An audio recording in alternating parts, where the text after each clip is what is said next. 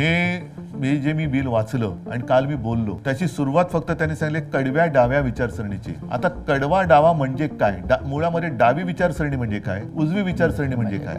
डावे आणि कडवे डावे यातलं अंतर आपण समजून घ्या. आपल्याला थोडक्यात हे अंतर सांगायचं असेल तर इस्लाम आणि आयसिस यांच्यात जे अंतर आहे तेच डावे आणि कडव्या डाव्या. इस्लाम हा वेगळा आहे, तो एक धर्म आहे, आणि आयसिस हा एक विचार आहे. त्यामुळे जगामध्ये आता एक टर्मिनॉलॉजी तयार झाली आहे, इस्लामिस्ट एक्स्ट्रीमिझम. ती आयसिस करता वापरली जाते. त्याचा अर्थ प्रत्येक मुस्लिम धर्माचं पालन करण्याकरता ती नाहीये. तसंच कडवे डावे म्हणजे लेफ्टिस्ट एक्स्ट्रीमिस्ट. त्यामुळे डावे आणि कडवे डावे याच्यात हे अंतर करण्यात आलेलं आहे.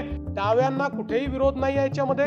उलट मी त्या दिवशी सांगितलं की अशा प्रकारची पहिली प्रतिबंधात्मक कारवाई UAPAच्या अंतर्गत डाव्या पक्षाचे आयकॉन असलेले बंगालचे मुख्यमंत्री बुद्धदेव भट्टाचार्य यांनी communist party of India Maoist या पार्टीला त्या ठिकाणी कायद्याच्या अंतर्गत प्रतिबंधित केलं. त्यामुळे मी पुन्हा एकदा सांगतो, हा कायदा डाव्यांच्या विरोधात नाही,